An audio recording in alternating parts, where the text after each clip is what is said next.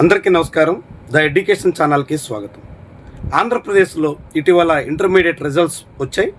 ఆ రిజల్ట్స్ తర్వాత ఎవరైనా బెటర్మెంట్ కోరుకుంటే, ఇంప్రూవ్మెంట్ కోసం అయితే ఇన్నాళ్ళుగా ఉన్న ఫస్ట్ ఇయర్ స్టూడెంట్స్తో పాటుగా ఇప్పుడు సెకండ్ ఇయర్ స్టూడెంట్స్ కూడా ఆంధ్రప్రదేశ్ ఇంటర్మీడియట్ బోర్డ్ అవకాశం కల్పిస్తుంది. చాలా ఆసక్తికరమైనటువంటి విషయం. ఇన్నాళ్ళుగా ఫస్ట్ ఇయర్లో ఏదైనా కొన్ని సబ్జెక్ట్స్లో తాము ఆశించిన మార్క్స్ రాలేదనుకుంటే ఇంప్రూవ్మెంట్ కోసం ప్రయత్నం చేసే అవకాశం ఉండేది. కానీ ఇప్పుడు తొలిసారిగా ఈ ఏడాది నుంచి సెకండ్ ఇయర్ స్టూడెంట్స్ కూడా అలాంటి అవకాశం కల్పిస్తూ అధికారికంగా ఉత్తర్వులు ఇచ్చారు. సో ఎవరైనా ఆసక్తి ఉన్నటువంటి వాళ్ళు ఇంటర్మీడియట్ రిజల్ట్స్లో తాము ఆశించిన స్కోర్ రాలేదు, పలానా సబ్జెక్ట్లో తాము అనుకున్నట్టుగా రీచ్ కాలేకపోయాం అనుకుంటే మరోసారి ప్రయత్నం చేసే వెసులుబాటు అయితే దక్కింది. ఎందుకు ఇది అని అంటే, ఇప్పుడు ఇంటర్మీడియట్ స్కోరు ఆంధ్రప్రదేశ్లో చాలా కీలకం. ఈఏపీ సెట్ రాసి బీటెక్ అడ్మిషన్ పొందాలనుకుంటున్నటువంటి వాళ్ళు మంచి ఇంజనీరింగ్ కాలేజీలో చేరాలనుకుంటే ఇంటర్మీడియట్ స్కోర్ వెయిటేజ్ ఉంటుంది.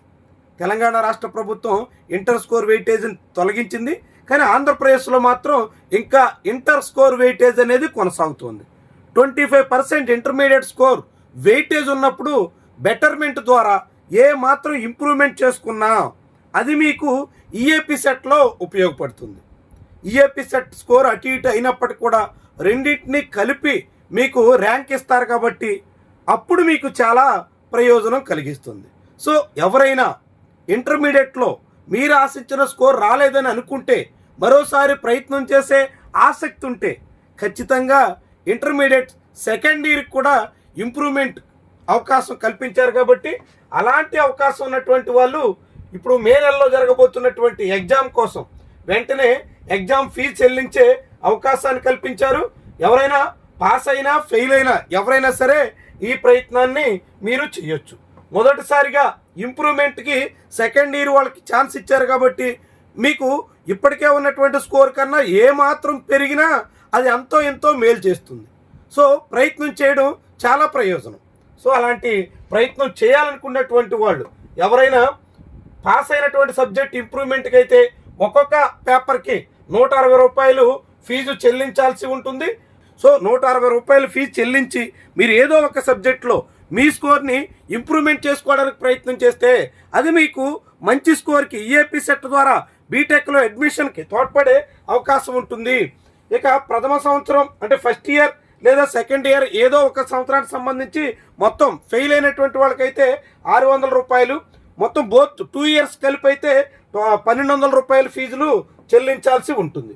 ఇప్పటికే మీకు ఒక registration intermediate all ticket number registration number ఉంటుంది కాబట్టి ఆ నెంబర్తోనే మీరు దరఖాస్తు చేయాలి.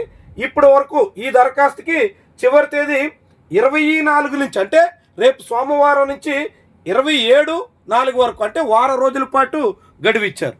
20వ తారీఖు నుంచి 27వ తారీఖు వరకు మీరెవరైనా ఇంప్రూవ్మెంట్ కోసం తగ్గట్టుగా ఫీజు చెల్లించి ప్రయత్నం చేయొచ్చు.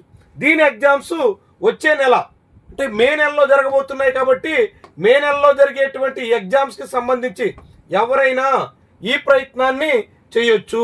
చేస్తే మీకు అంతో ఎంతో స్కోర్ పెరిగితే అది మీకు ఉపయోగపడుతుంది.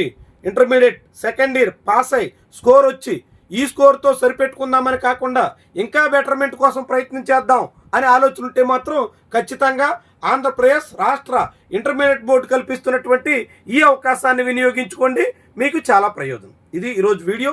Thank you very much for watching. వీడియోని లైక్ చేయడం, కిందన అయిపోతే ఖచ్చితంగా ఇచ్చి మాకు పాయింట్లు పెంచే ప్రయత్నానికి మాత్రం సహకరించండి. Thank you very much for watching.